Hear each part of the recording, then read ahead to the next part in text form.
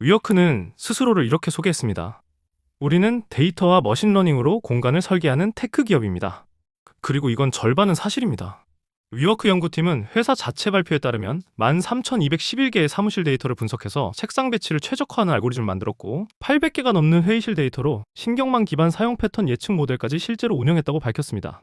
이건 위워크가 학술지랑 자기네 블로그에 직접 공개한 내용이라 근거가 있습니다. 그러니까 위워크 테크는 전부 사기였다는 프레임은 정확하지 않아요. 문제는 회사 안쪽, 사람들 눈에 잘 안 보이는 곳에서 벌어지고 있었습니다. 이게 왜 중요하냐면 우리가 보통 어떤 회사를 판단할 때 겉으로 드러난 한두 가지 증거만 보고 전체를 판단하는 경향이 있기 때문입니다. 위워크가 정교한 알고리즘 얘기를 하면 사람들은 자연스럽게 이 회사의 다른 부분도 다 정교하게 돌아갈 거라고 넘겨짚습니다. 실제로는 그렇지 않았는데도요. 오늘 화에서 우리가 확인할 건 정확히 이 지점입니다.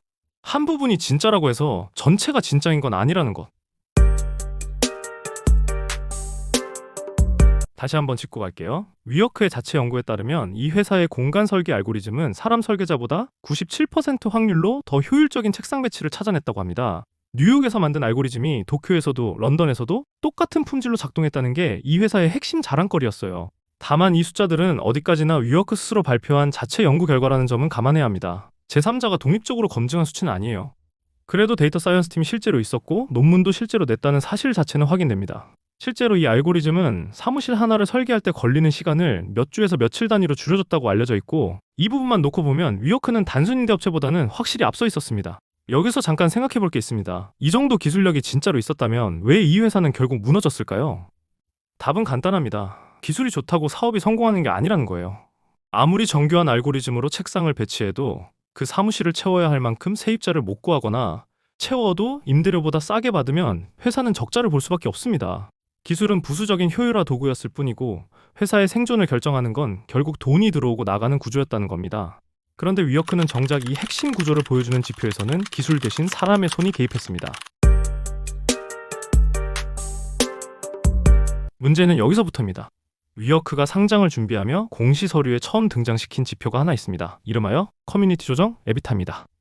이전까지 그 어떤 회계 기준에도 존재하지 않던 위워크가 자체적으로 만든 지표예요. 이 지표는 임대료도 빼고 마케팅비도 빼고 심지어 일반 관리비까지 다 빼고 계산했습니다. 쉽게 말하면 회사가 실제로 돈을 쓰는 항목들을 하나씩 제외해가면서 만든 회사한테 가장 유리한 숫자만 남긴 지표라는 거예요.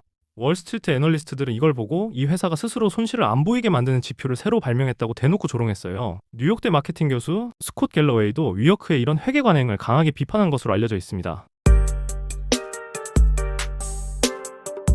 이런 자체 지표를 만드는 게 왜 그렇게 쉬웠을까요? 회계 기준에는 일반적으로 인정된 회계 원칙이라는 표준 틀이 있지만 회사들이 투자자용 발표 자료에서 이 표준 외에 자체적인 보조 지표를 추가로 제시하는 건 법적으로 막혀있지 않습니다.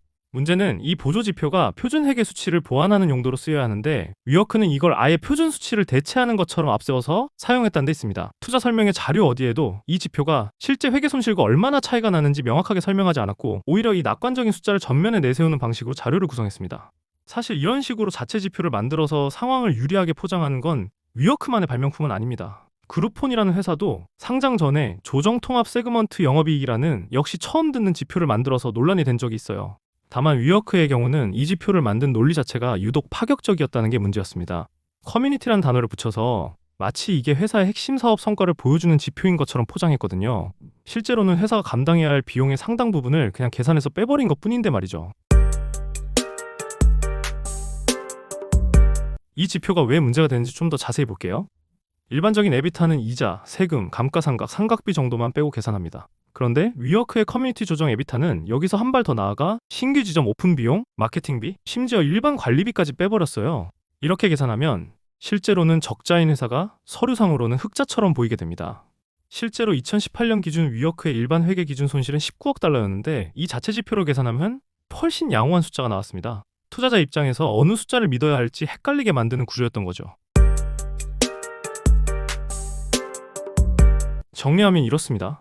겉으로는 첨단 데이터 기업이라고 홍보하면서 정작 투자자들한테 회사 상태를 보여줘야 할 핵심 재무지표는 오히려 현실을 가리는 방향으로 설계돼 있었던 거예요. 사무실 배치는 알고리즘이 최적화하고 회사의 진짜 손익은 사람이 입맛대로 편집하고 있었던 셈이죠. 이게 왜 무서운 일이냐면 밖에서 보는 사람들은 이 회사가 첨단 기술로 돌아간다고 믿었는데 정작 그 기술은 회사의 진짜 재무 상태를 투명하게 보여주는 데는 전혀 쓰이지 않았습니다. 오히려 정반대 방향으로 사람의 손으로 회사 상태를 실제보다 좋아 보이게 포장하는데 인력과 자원이 쓰였습니다. 이게 바로 겉바속촉 기업의 진짜 문제입니다. 그러니까 마케팅과 PR과 투자자 프레젠테이션에는 최첨단 기술 얘기를 하면서 정작 회사 운영의 핵심, 특히 돈이 도는 방식과 그걸 보고하는 방식은 오히려 현실을 왜곡하는 쪽으로 설계됐다는 것. 이거 사실 위워크만의 얘기가 아닙니다. 겉으로는 최첨단을 내세우면서 정작 안에서는 담당자 한 명이 엑셀 파일 서너 개 열어놓고 매출을 복사, 붙여넣기로 겨우 맞춰보는 조직? 생각보다 흔합니다. 겉에 붙이는 라벨보다 안에서 숫자가 실시간으로 정직하게 잡히는지가 훨씬 중요합니다. 화려한 라벨은 투자자나 고객을 잠깐 속일 수 있어도 회사를 실제로 운영하는 사람 본인까지 속이기 시작하면 그때부터는 회사가 진짜 위험해집니다. 위워크가 정확히 그 단계로 가고 있었던 거예요.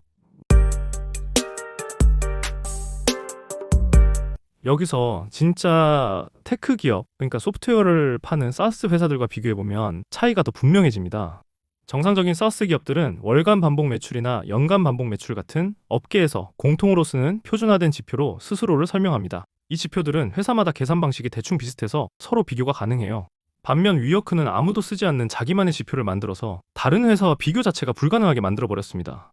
비교가 안 되니까 이 숫자가 좋은 건지 나쁜 건지 판단할 기준 자체가 사라지는 거고, 그 모호함 속에서 회사는 계속 좋은 이야기만 골라서 할 수 있었던 겁니다. 그리고 이건 한 번쯤 던져볼 만한 질문이기도 합니다. 겉으로 자랑스럽게 얘기하는 부분과 실제로 매달 확인되는 숫자가 같은 지점을 가리키고 있나요? 만약 둘 사이에 거리가 있다면 그 거리를 좁히는 게 겉모습을 다듬는 것보다 훨씬 급한 일입니다. 정리해볼게요. 위워크는 사무실 설계라는 좁은 영역에서는 실제로 정교한 기술을 갖고 있었습니다. 하지만 회사 전체의 재무 상태를 보여주는 훨씬 중요한 영역에서는 오히려 그 기술이 가려야 할 진실을 더 교묘하게 숨기는 데 쓰였습니다. 어떤 조직이든 겉으로 내세우는 기술이나 전문성이 실제로는 진실을 더 투명하게 보여주는 방향으로 쓰이고 있는지 한 번쯤 점검해볼 가치가 있습니다. 겉으로 보이는 기술력과 실제 운영의 정직함은 완전히 별개의 문제라는 걸 위워크는 우리에게 아주 비싼 수업료를 내고 가르쳐준 셈입니다. 다음 화에서 이 가려진 숫자, 진짜 공시 재무제표로 직접 뜯어봅니다.